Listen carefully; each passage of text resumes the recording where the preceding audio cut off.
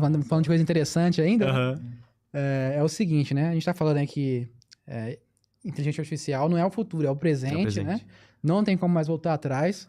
Mas, ao mesmo tempo, existe um discurso corrente aí de que vamos regulamentar no Brasil a inteligência artificial, vamos colocar regras Uhum. e criar um monte de restrições que, na minha visão, vão acabar atrasando o Brasil nessa concorrência que está acontecendo no mundo Os afora, outros, né? aham. No desenvolvimento tecnológico, né? Eu vou te dar mais um exemplo.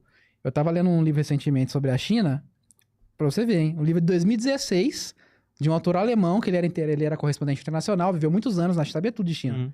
E aí, em 2016, ele foi embora e escreveu esse livro relatando o avanço autoritário que estava acontecendo lá e tal, né? Agora na gestão lá do Xi Jinping, tá piorando muito essa questão de perseguição e tal, né? E aí, uma das coisas que ele fala lá é que desde 2010 ele vinha acompanhando, e nesse livro 2016, hein? Ele fala que desde 2010 ele vinha acompanhando que a China está investindo muito em inteligência artificial. Você vê as patentes Em 2010, ultrapassam os Estados Unidos em patentes sobre patentes. Então eles estão investindo dinheiro nisso pesado há muito tempo. Uhum. E aí, desde 2010. Ressaltando de novo. Aí o Brasil, agora, 2024, já tá acontecendo esse mercado. Vem falar, não, tem que colocar regra, porque não é bagunça, não pode ser. Não pode ser assim, faz o que quer, né? Qual que é a sua visão sobre isso? Você não acha que vai atrapalhar, não? Cara, assim, ó, vamos lá. Nós temos alguns movimentos de regulamentação. É importante ter regulamentação da IA. É importante, até por conta desse alinhamento, para garantir que ela esteja alinhada, etc. Quem vai garantir em algum momento? Alguma regra, alguma regulamentação. A segurança jurídica. Alinhada com as leis brasileiras, você fala, né? No Brasil, as leis brasileiras, nos Estados Unidos, as leis estadunidenses e assim por diante. Uhum. Os Estados Unidos, o decreto que tem lá é um decreto pró-desenvolvimento sem pensar no ser humano, em questões da sua privacidade, etc, etc, etc. Você pega uma União Europeia, que ele também tem esse costume de ser muito mais humano do que tecnológico, ele tem a regra lá da União Europeia é muito mais baseada em privacidade, porque a gente pega lá a LGPD vem de lá, a GDPR vem de lá. Então eles prezam muito pela privacidade em detrimento do desenvolvimento. Muito mais fechado do que no Brasil. Sim. Aqui nós estamos meio que no meio termo. E eu vejo com bons olhos isso. A gente cuida do ser humano, da privacidade, etc, porque é importante. Por exemplo, eu morro de medo dessas IAs de visão computacional que você tá andando na rua e te reconhece e fala que você tem um crime e já vem a polícia ali atrás, mesmo que você não tenha. Eu sou contra isso. Esse é perigosíssimo, mas se não tem uma regulamentação, isso vai acontecer.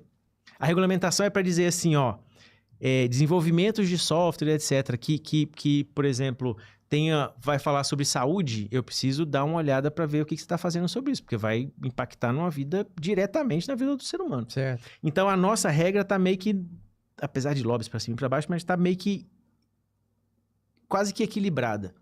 Ela nos permite desenvolver bastante coisa, muito mais tranquila do que a União Europeia sobre desenvolvimento, e muito mais tranquila sobre privacidade do que os Estados Unidos, que não tá se lixando para privacidade, entende? Então, eu vejo com bons olhos. E o Brasil tem, e aí falando não é opinião, são fatos. Por exemplo, a gente tem uma população muito inteligente, muito curiosa e muito criativa. Isso aí é fato brasileiro, não é senso comum, isso são fatos mesmo. Por exemplo, a maior linguagem para códigos em IA é o Python. O GitHub, vocês conhecem o GitHub? Sim, é o repositório de código. Então, o GitHub, Brasil, já desponta com a maior quantidade de códigos em Python para inteligência artificial no mundo inteiro. Está saindo do Brasil. Legal. Há muitas startups, etc., que estão saindo. América Latina tem muito, mas o Brasil já está destacando em América Latina. O Google já tem vários relatórios, já tem uns 3 ou 4, 5 relatórios que eles já falam desde junho das potencialidades que o Brasil tem para isso, mesmo com a regulamentação, inclusive com ela. Tem muita coisa que não chegou aqui ainda com medo de não ter regulamentação e depois que chega, põe regulamentação, o cara vai ter que voltar embora. Uhum. É tal da insegurança jurídica. Então, de fato, temos a necessidade de regulamentar. E a nossa regulamentação está bem tranquila, vamos dizer assim. Não é uma coisa complexa como a LGPD. Ela está muito mais sossegadinha, assim, do que os Estados Unidos ou que Reino Unido ali, da União Europeia. A União Europeia tem o risco de virar um novo latim, né? Uhum. sabe? De ficar tão regrado e ficar para trás. Sim. Vai virar uma língua morta. É verdade. Então, tanto que o desenvolvimento deles não é tão grande assim com IA, os países europeus, como a gente tem muito aqui em América Latina, Estados Unidos e muito lá em Ásia. Isso é perceptível, né? Até em qualquer área aí, indústria e tal, a gente percebe que a Europa tá ficando pra trás, né? Comparado aos Alemanha, cara, você vê a comparado Alemanha. aos países asiáticos. Vocês estão acompanhando a Alemanha? Sim. Tá um negócio de louco na Alemanha. Volkswagen, que era aquele negócio, tinha um negócio de... Você entrava lá, ele te garantiu que você tinha um emprego até o fim da vida. Eles vão fechar fábricas. Uhum. Porque não olharam para a evolução e não vou fazer carro elétrico. É complicado, né? Tem que olhar assim a parte humana, mas tem que lembrar, né? Economia é dinheiro. Se não der dinheiro, filho, vai fechar a fábrica. Então, Exatamente. É bom Exatamente. estar atento a isso também, Exatamente. né? E outra coisa, o Brasil também não tem... Não é uma economia pujante pra brincar com essas coisas, né? Também não. A Europa pode brincar à vontade. Mas eu lá, vejo né? que a gente tem muita possibilidade de crescer muito nisso, viu? Assim, e não é uma visão otimista poliana. Sim. É uma visão... Porque a gente pensa o tanto que o brasileiro já conseguiu fazer com tão pouco que a gente tem. É. A gente não pode ter também um síndrome de vira-lata, porque nós somos capazes. A gente já conseguiu fazer muita coisa. Agora, imagina isso potencializado com a IA. O tanto de mente criativa no Brasil que tem, e aí você põe na mão dessa pessoa uma ferramenta como uma IA dessa.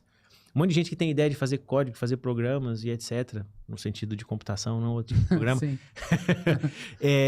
Você coloca uma ferramenta dessa, um chat GPT e fala, cara, isso aí vai fazer pra você. Como tá fazendo pra mim, que eu nunca mexi com esse negócio. Imagina as possibilidades. Acho que é nesse sentido que a gente vai ganhar. Sim. A gente tem, inclusive, questão de empreendedores. O brasileiro é muito empreendedor. O brasileiro cria negócio o tempo inteiro. Uhum. Então, Ainda mais num ambiente como o Brasil, exato. que é contrário aos negócios. Nesse né? ambiente inóspito e etc., é muita resistência. Então, assim, eu vejo com bons olhos e os dados estão mostrando isso. Se a gente conseguir continuar nesse caminho de curiosidade, desenvolvimento, nesse sentido, a gente vai... Talvez seja esse um bom momento do Brasil ter mais relevância no mundo da tecnologia com a IA generativa. Uhum. Sabe? Por criar soluções e por ter possibilidade de fazer isso. A gente consegue aprender qualquer coisa com a IA, né? Se a pessoa está interessada em... Por isso que eu discordo quando fala que a IA vai deixar as pessoas mais burras. Fala, quem já não tinha interesse em aprender, com IA ou sem IA, não ia aprender porcaria nenhuma. Verdade. Agora, quem é interessado, que ia lá desde a Barça pesquisar, ou pesquisava no Google, qualquer curiosidade. Tem trend no Instagram, né? Que fala, eu acho tão bonitinha a pessoa que quando ela vê alguma coisa e ela não sabe, ela vai no Google e pergunta. Tem pessoas que são assim, que vai lá e ouviu um assunto que não sabe, ao invés de perguntar, porque não é o contexto, vai lá e tira a dúvida dela mesmo e já aprende. Uhum. Então, uma IA generativa consegue pegar uma pessoa dessa e levar lá pra cima. Eu falo para um monte de jovens, você tem ideia de escrever um livro, não tem... Põe no chat GPT, ele te ajuda a escrever um livro. Sabe? Várias outras coisas, negócios e etc. Então, Sim. acho que é um mundo de fato de possibilidades. Assim, eu pus embaixo da Ascendeiro que são soluções sem limites, porque eu de fato acredito que a IA, até a gente limitar com regras e regulamentos, então ainda tem até isso acontecer, a gente ainda tem um terreno bem fértil de criar possibilidades, de criar soluções inovadoras, assim. A gente tem... Sei lá, eu vejo isso e não é só uma visão poliana otimista, é uma visão baseada... Eu sou muito crítico com esse negócio de... Eu gosto de ir atrás de fatos, de dados, de números, apesar de não gostar de números, de estatísticas e de gráficos, não sei, para mostrar... Eu não gosto de ouvir as pessoas falam, eu gosto de tirar a prova por isso mesmo. Então eu vou atrás dos dados e escarafuncho esse negócio. E aí, de fato, os números estão mostrando isso mesmo, essa tendência que a gente tem de desenvolver soluções interessantes para a humanidade.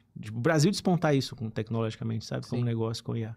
Não só soluções, exportando também profissionais, né? Profissionais. Tá escrito. Isso a gente tá fazendo faz tempo, né? É. Tem que trazer para cá, na verdade, Pois a galera tem que trazer de volta, né? Mostrar que vale a pena voltar pro Brasil, Uhum. né? Ô, Matheus, fala um pouquinho agora sobre a Ascendeiro aí, pro pessoal que tá acompanhando, como acompanhar também, que tipo de trabalho você realiza aí com a Ascendeiro. Quando eu montei a Ascendeiro lá em março desse ano, não dá nem pra dizer que foi muito tempo, a ideia era criar soluções para IA, tipo automações e etc, de missão crítica, a gente chama, criar programinhas, criar softwares de caixinha, tipo um chatbot que vai, o ano que vem esse negócio vai explodir, todo mundo vai querer ter um chatbot na empresa, para falar, ou do lado de dentro ou do lado de fora, todo mundo vai querer ter, como todo mundo quis ter um e-commerce. Mesma coisa.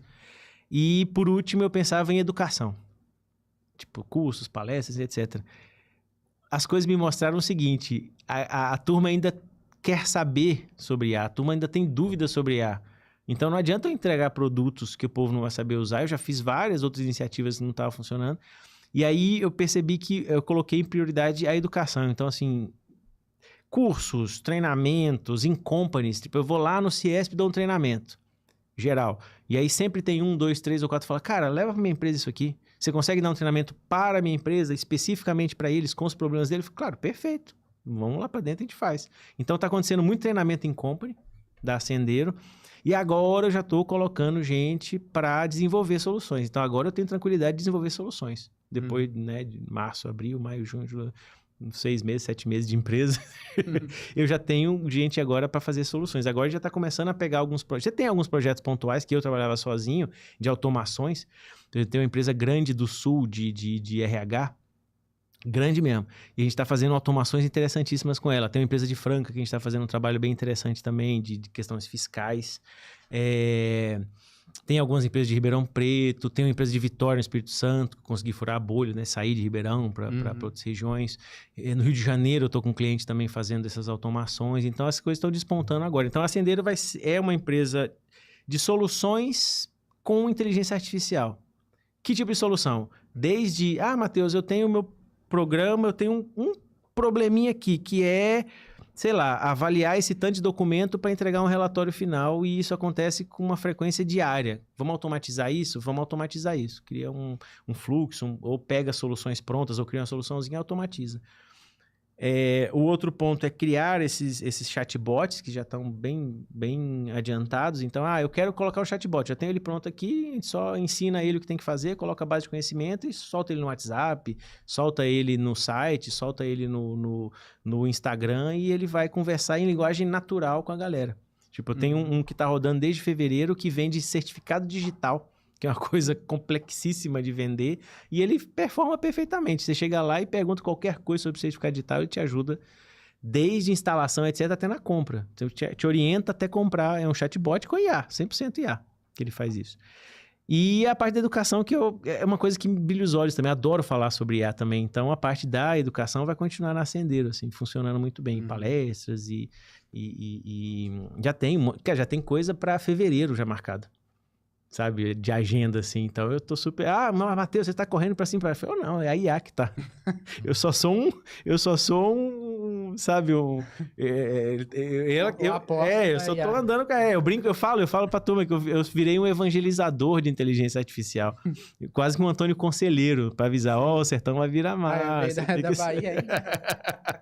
Então eu fico mais eu tô bem nessa pegada, assim, falando de IA para todo mundo, assim. Se eu chego num bar e a galera quer falar de IA, aí já era. Aí eu vou falando de IA até a hora de ir embora. E a gente percebe que é a sua vocação, essa parte da educação aí. Eu gosto bastante. Tá dando certo. Eu gosto bastante. Fico feliz. E o motivo do nome? Fiquei curioso. Cara, esse nome, Ascendeiro, eu sonhei, e eu sonho muito pouco, raramente. Eu também, muito difícil, na verdade, lembrar do sonho, né? Há uns 10 anos atrás, eu sonhei que eu estava entrando numa empresa, inclusive a fachada feia, quadradona, assim, não sei o quê, só que em cima estava escrito Ascendeiro, e quando eu entrei, a minha sensação é que eu estava entrando na minha empresa. Então, foi um sonho meio assim, tipo, eu entrei numa empresa e chamava Ascendeiro. Essa palavra não existe.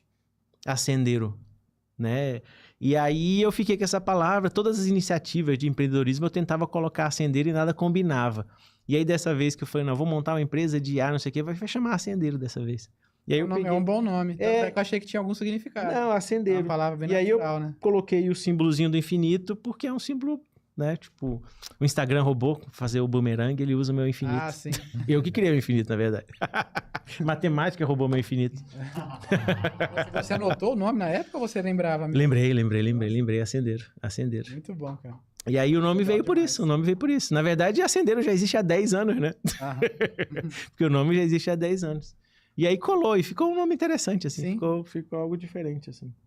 Um nome natural, assim, que soa natural. Parece uma palavra que existe mesmo. Parece. Dá a impressão de subir, de ascender, de evolução. Eu pensei que era isso.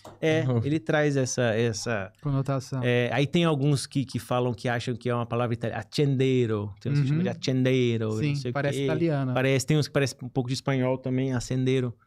né? Tem gente que falou, cuidado, porque vai aparecer o Sendero Luminoso, que era um grupo radical, acho que do Peru. Era do Peru. Falei, mas é Sendero. De Sendero para Ascendero, bem o cara tem que ser muito criativo para achar que é a mesma coisa. Mas tudo bem, se alguém falar que é, eu falo que não é.